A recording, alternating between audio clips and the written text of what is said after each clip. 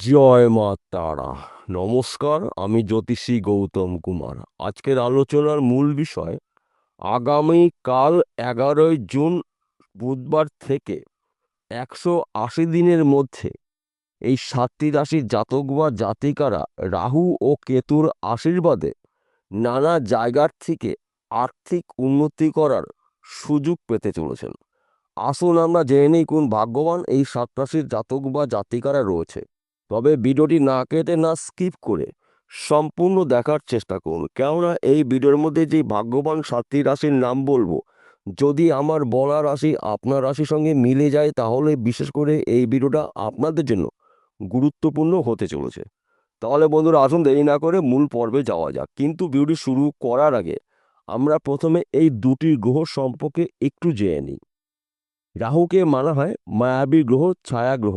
রাহু বর্তমানে রয়েছে কুম্ভ রাশিতে, আনন্দ ক্ষেত্রে রয়েছে, মূল ত্রিকোণে রয়েছে। কুম্ভ রাশির অধিপতি গ্রহ শনি, শনির সঙ্গে কিন্তু রাহুর সঙ্গে পরম মিত্রতা রয়েছে। তাই বিশেষ করে রাহু কুম্ভ রাশিতে শুভ অবস্থায় রয়েছে। তার পাশাপাশি কেতু রয়েছে সিংহ রাশিতে। সিংহ রাশির অধিপতি গ্রহ সূর্য অর্থাৎ রবি, রবির সঙ্গে কিন্তু কেতুর সুসম্পর্ক রয়েছে। তাই এই রাহু অথবা কেতু দুটি গ্রহ শুভ অবস্থায় রয়েছে, মিত্র ঘরে রয়েছে। তাই শুভত্বগুলো এই 7টি রাশির জাতক বা জাতিকারা কম বেশি পেতে চলেছেন। 7টি রাশির মধ্যে প্রথম ভাগ্যবান রাশি কর্কট রাশি।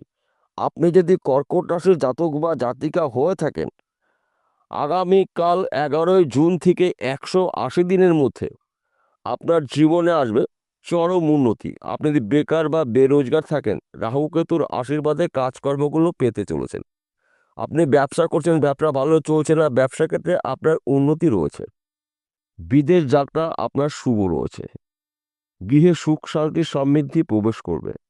দাদা বা ভাইয়ের সঙ্গে মনের অমিল ছিল, এবার কিন্তু দাদা বা ভাই বা বোন বা বড়দি আপনাকে সাপোর্ট করবে।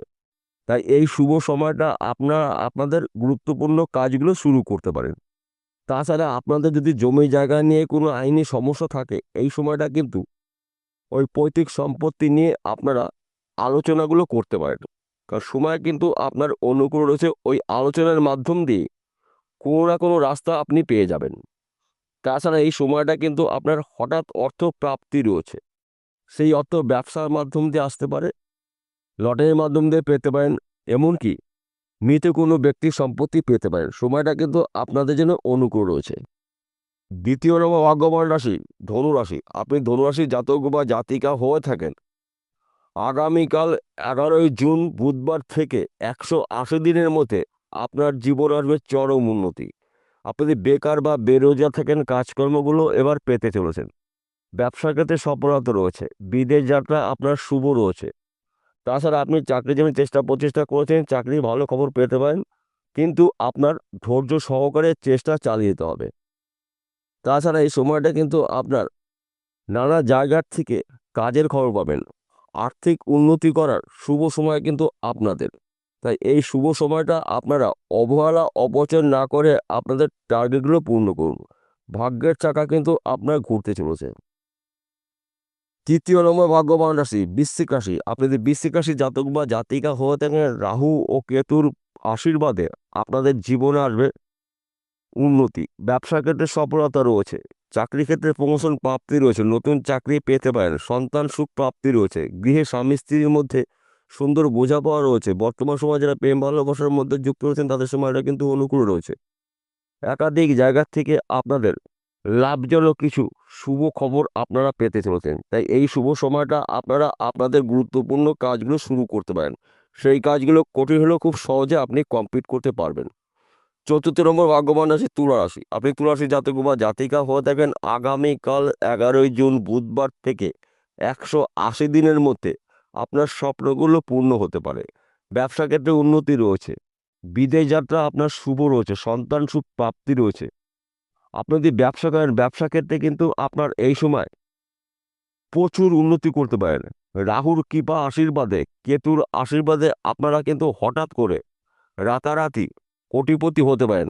কেননা 9টি গ্রহের মধ্যে একমাত্র রাহুই কিন্তু রাতারাতি একটি গরিব মানুষকে কোটিপতি করে দেয়। যেহেতু রাহু শুভ অবস্থায় রয়েছে, কেতু শুভ অবস্থা রয়েছে, গুপ্ত গ্রহ কেতু, কেতুর আশীর্বাদ আপনি পেতে চলেছেন। তাই বিশেষ করে আপনারা এই সময়টা আপনাদের গুরুত্বপূর্ণ কাজগুলো শুরু করতে পারেন। সেই কাজগুলো কঠিন হলেও সহজে আপনি কমপ্লিট করতে পারবেন। যেহেতু দুটি গ্রহ সু অবস্থায় রয়েছে, তাই আপনারা কিন্তু এই সময়টা হঠাৎ করে রাতারাতি লাখপতি কোটিপতি হতে পারেন।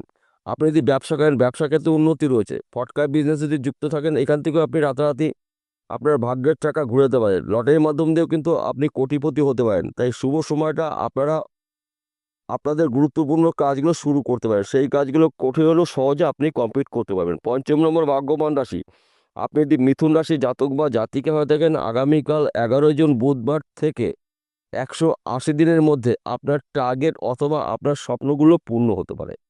ব্যবসা ক্ষেত্রে সফলতা রয়েছে, বিদেশ যাত্রা আপনার জন্য শুভ রয়েছে। চাকরির জন্য চেষ্টা প্রচেষ্টা করেছেন, চাকরির ক্ষেত্রে কিন্তু আপনি ভালো খবর পেতে পারেন। আপনি চাকরি করছেন, চাকরির ক্ষেত্রে সমস্যাগুলো মিটে যাবে। গুপ্ত গ্রহ কেতুর আশীর্বাদে এবং মায়াবী গ্রহ রাহুর আশীর্বাদে আপনারা আপনাদের ব্যক্তি বিশেষের স্বপ্নগুলো পূর্ণ করতে চলেছেন। তাই এই শুভ সময়টা আপনারা আপনাদের গুরুত্বপূর্ণ কাজগুলো শুরু করতে পারেন। সেই কাজগুলো কঠিন হলেও খুব সহজে আপনি কমপ্লিট করতে পারবেন। ষষ্ঠ নম্বর ভাগ্যবান রাশি সিংহ রাশি, আপনি যদি সিংহ রাশি জাতক বা জাতিকা হয়ে থাকেন, আগামীকাল 11 জুন বুধবার থেকে 180 দিনের মধ্যে আপনার জীবন আসবে পরিবর্তন। আপনি যদি বেকার বা বেরোজগার থেকে রাহু কেতুর আশীর্বাদে কাজকর্মগুলো পেতে চলেছেন। আপনি যদি বিদেশে যাওয়ার চেষ্টা করছেন, বিদেশ যাত্রা আপনার শুভ রয়েছে। তাছাড়া আপনি হয়তো চাকরির জন্য চেষ্টা প্রচেষ্টা করেছেন, চাকরির ক্ষেত্রেও ভালো খবর পেতে পারেন। গৃহে সুখ শান্তি সমৃদ্ধি প্রবেশ করবে, সন্তান সুখ প্রাপ্তি রয়েছে, স্বামী স্ত্রীর মধ্যে খুব সুন্দর বোঝাপড়া রয়েছে। বর্তমান সময়ে যা প্রেম ভালোবাসার মধ্যে যুক্ত রয়েছেন তাদের সময়টা কিন্তু অনুকূল রয়েছে। অর্থাৎ এই শুভ সময়টা আপনাদের গুরুত্বপূর্ণ কাজগুলো আপনি শুরু করতে পারেন।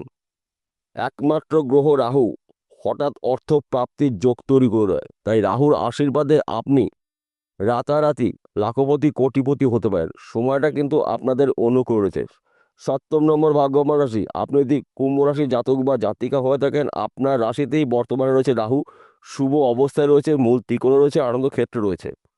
তাই এই সময়টা কিন্তু আপনার জন্য গুরুত্বপূর্ণ সময়। আপনি যদি বেকার বা বেরোজগার থাকেন, কাজকর্মগুলো পেতে চলেছেন। গৃহে সুখ শান্তি সমৃদ্ধি প্রবেশ করবে, স্বামী স্ত্রীর মধ্যে ভুল বোঝাবুঝি থাকলে মিটে যাবে।